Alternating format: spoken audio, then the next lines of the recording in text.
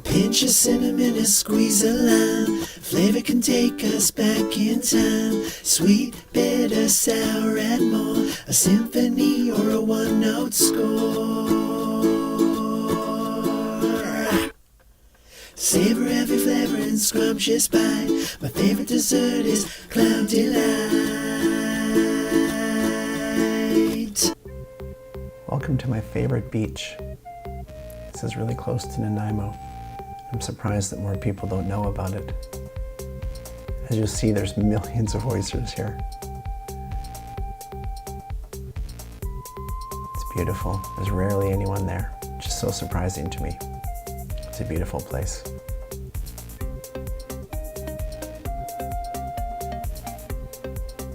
Not a soul.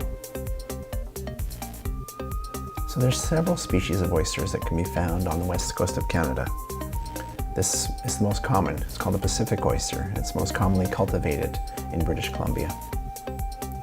There's also a smaller than the Pacific oyster. It's called the Kumamoto oyster, which is more delicate in flavor. There's the Olympia oyster. This is the only oyster species native to the west coast of North America. It's much smaller than the Pacific oyster and has a distinct flavor. The European oyster, the flat oyster, was introduced in BC in the early 1900s and is still found in some areas. But these ones I'm picking are Pacific oysters. They're an excellent source of nutrients and have been shown to have anti-inflammatory properties. They're a great source of omega-3 fatty acids, which have been linked to improved heart health, reduced inflammation, and improved brain function. They're an excellent source of protein with around 7 grams per 3.5 ounces. They're a good source of several vitamins and minerals, including zinc, iron, vitamin B12, vitamin D, and omega-3 fatty acids. They're relatively low in calories, with around 67 calories per 100 grams.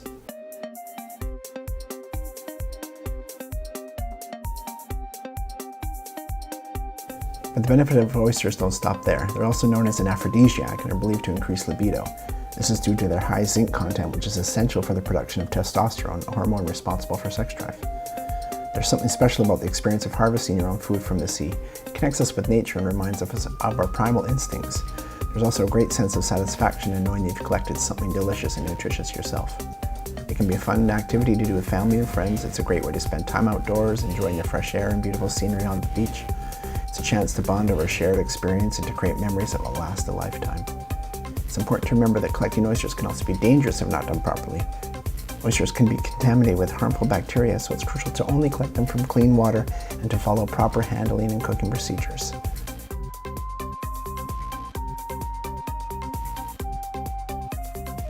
While collecting them in a bucket on the beach with your own bare hands can be a fun and rewarding experience, it's important to do so safely and responsibly. So why not head to the beach, grab a bucket, and try your hand at collecting these delicious and nutritious treasures from the sea. You need some wood chips,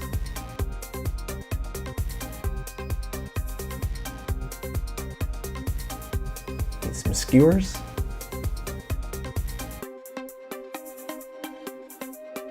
need some coarse salt,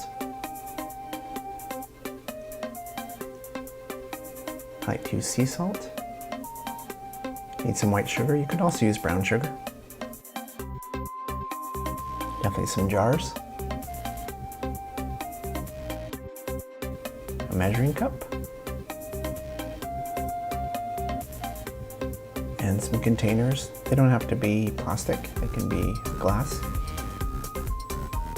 And some grapeseed oil, or a fancy jar, bottle, glass. And some paper towel. And a big pot, or 2 or 3, depending on how many oysters you collect. And here we go. So the oysters I collected yesterday, and I kept them outside because it's been really cold here. It's been below 4 degrees, so they've been food safe. And I just dumped a bunch of ice cubes in there, so it's really cold water. You could also keep them in seawater too, or if you're gonna make them right away. It's beautiful. There's so many different types. I mean, shapes and sizes. Older ones, younger ones, and see how they've clumped to rocks and clumped together.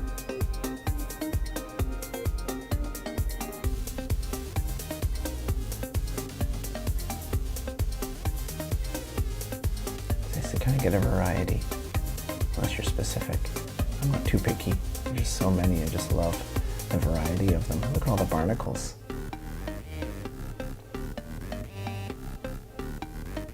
My trusty green bucket. That little burner, my aunt gave it to me when I was living in a tiny house.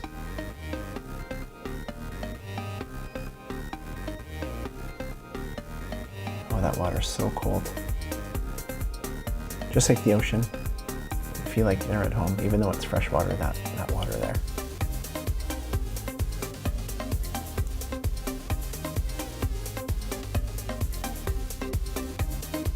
Fill it up with more water. There we go.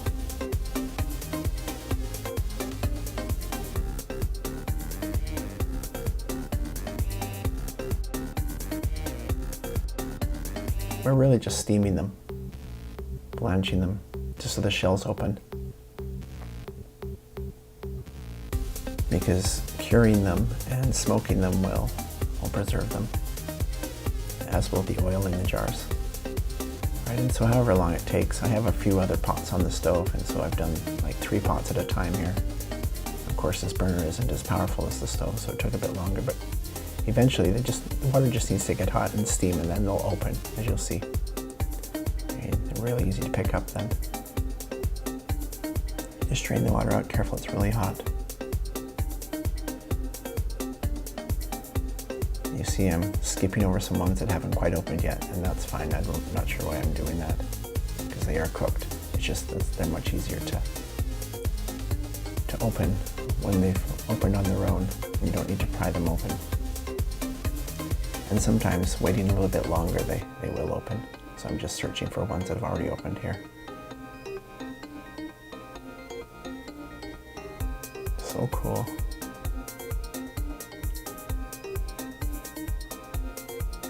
I'm questioning that there, but that's okay.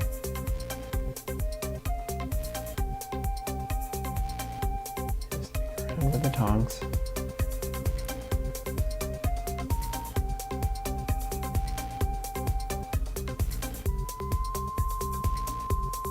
So you got a lot of sediment at the bottom, you know, barnacle chips and oyster bits, shell and sand. Let's speed it up here.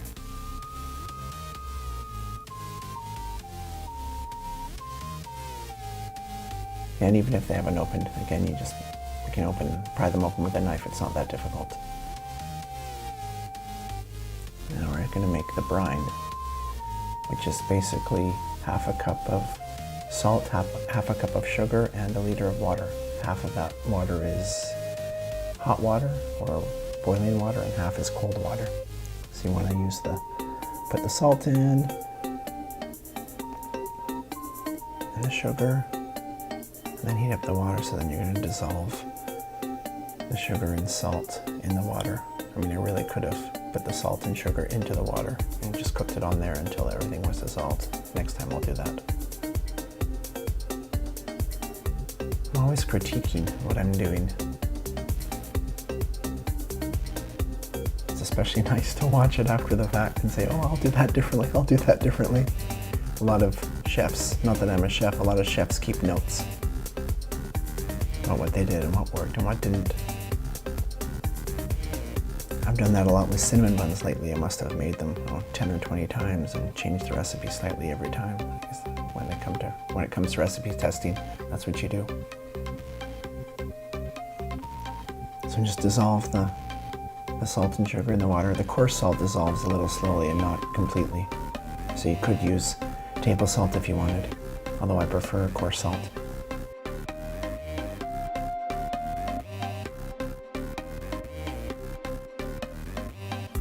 Rearranging the kitchen counter here. That's the fun part of doing a cooking show. You know, we want to keep everything in the shot.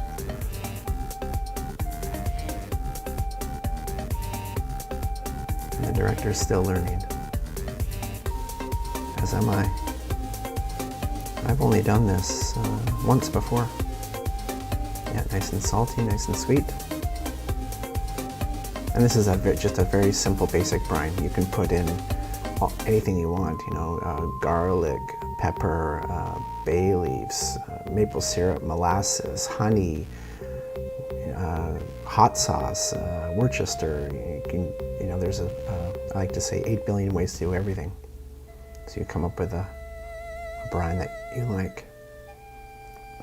And see, so these ones that haven't opened, it's kind of a trick, kind of a game to get them open. And you have to be really careful because the edges of these are razor sharp. They give you paper cuts.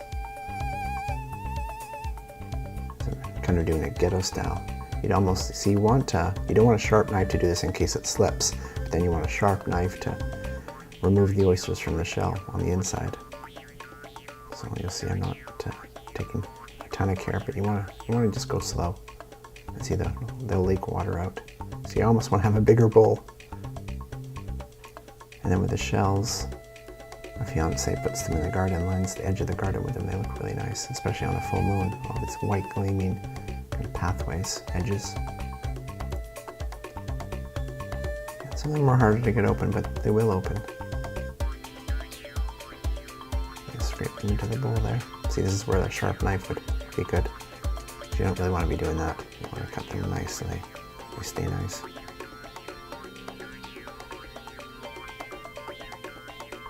Yeah, so you're getting shell fragments in there too, so we're going to rinse these a few times before we put them in the brine.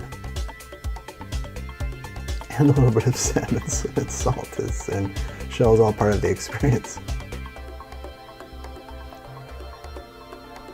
And just go at your own pace, go slow. Just take your time, focus on what you're doing.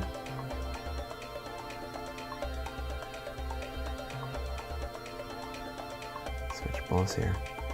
And so I've done 3 pots in total, so those are from the other 2 pots. Just rinsing them. I'll do this once or twice. Yeah, there we go. Yeah. Just to get all the sand and shell bits out of there.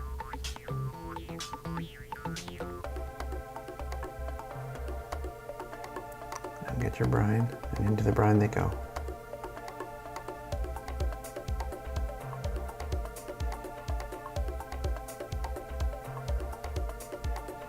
Yeah, see, it's not rocket science. Yeah, if you find bits, just pull them out.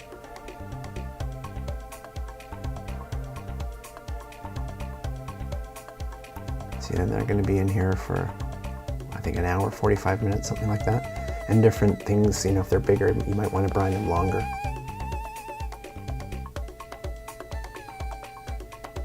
The recipe I have calls for 45 minutes, so that's what I'm doing. And I think that's what I did last time as well.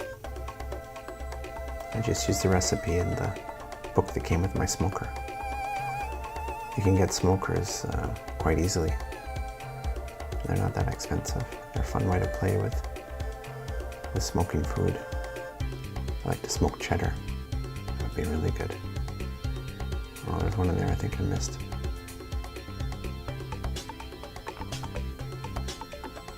I'm gonna put the lid on and then you put them in the fridge for 45 minutes. There we go. And we're gonna wait. And the magic of video, 45 minutes later they come back brined. Perfect. It's just too much. You want your sugar and your salt proportions to be right, and you'll find that the more that you experiment, you'll find what works for you. I just wanted to start with the basics. There we go. Just drain them. Beautiful little things. Gold nuggets. So I'm going to put them on the cookie sheet on paper towel just to dry them off. And what we're going to do is we're going to let them dry now in the fridge for another 45 minutes and to create what's called a pellicule, which is kind of a little bit of a sticky texture, which is what the smoke is going to adhere to. And so these are kind of cured in the salt sugar brine. Spread them out.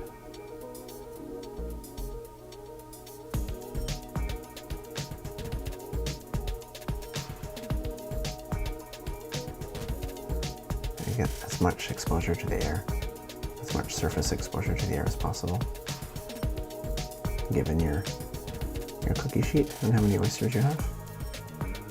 And it doesn't need to be perfect, I think that looks just fine.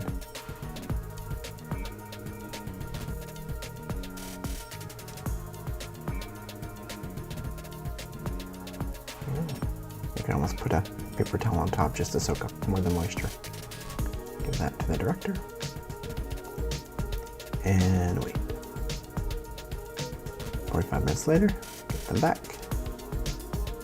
So they've cured in the fridge for 45 minutes and developed this pellicule. Now we're going to skewer them because they need to fit on the racks of the smoker. So there's no art or science to this. Just do what feels right, what makes sense to you. One thing is just make sure they're going to stay on there. As far as spacing, you just want to have space between them. And when the smoke's like air, it'll go everywhere.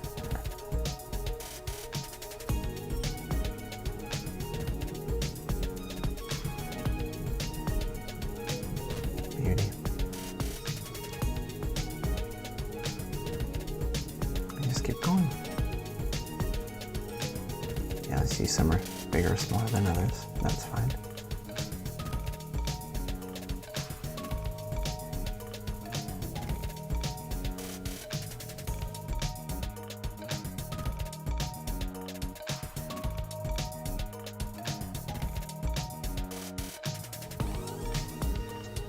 Look at the time lapse, you see things settling.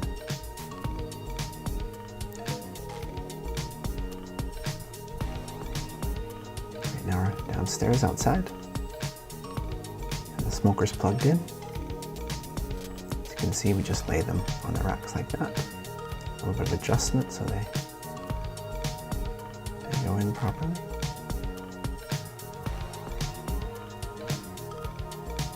There we go.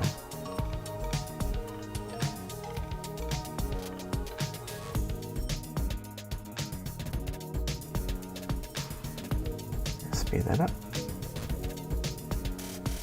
Perfect. Stuff in the chips, and about a couple hours later, got some smoked oysters. Get your jar. I like smaller jars. And we're just gonna fill them up. Ooh, nice, they smell good.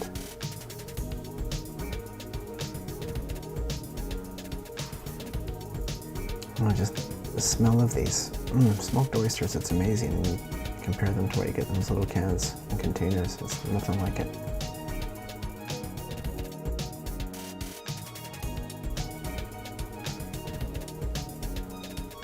They're so good.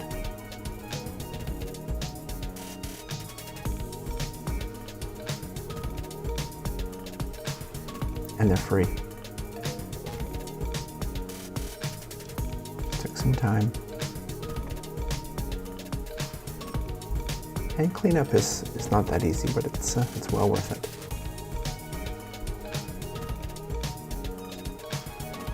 It's nice to reuse the oyster shells in the garden.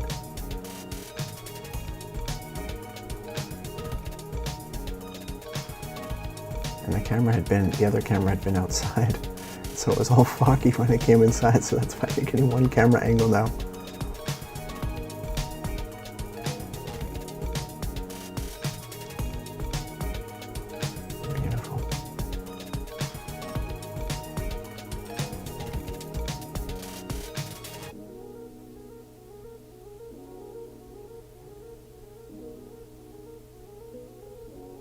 Grab the other jar.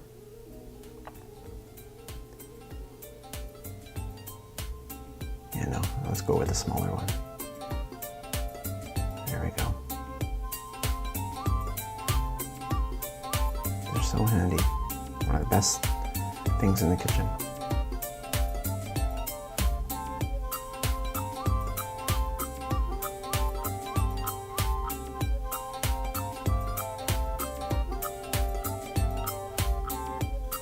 You can almost use those skewers in your next pan of chips for the smoker. I use alderwood, you can use maple, kind of whatever you have. A lot of those packages you can get in, chips you can get in stores are different flavors. Hickory, applewood is a popular wood to smoke with. Get rid of those. The smell. If you like seafood and you like smoked seafood, and especially if you like smoked oysters, there's nothing better than getting them yourself and doing it yourself.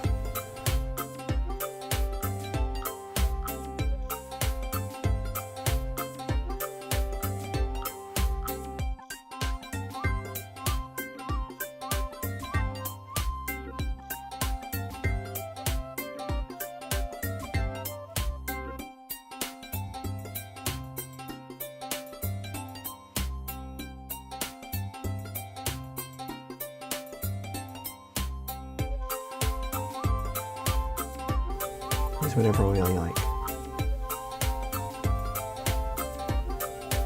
Once they're gone, you'll notice the oil becomes infused with the oysters. So if you want to make things taste like smoked oysters, just drizzle a little bit of the oil onto whatever you're making.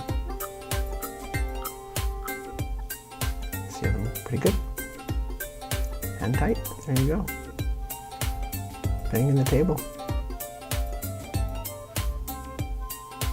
With cheese, pickles, crackers, just by themselves. You made it!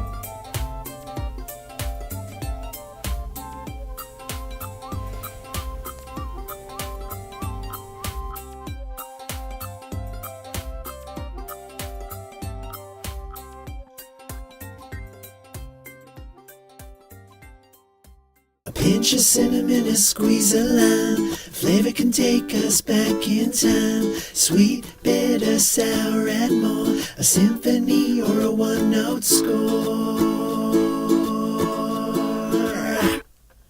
Savor every flavor and scrumptious bite. My favorite dessert is Cloud Delight.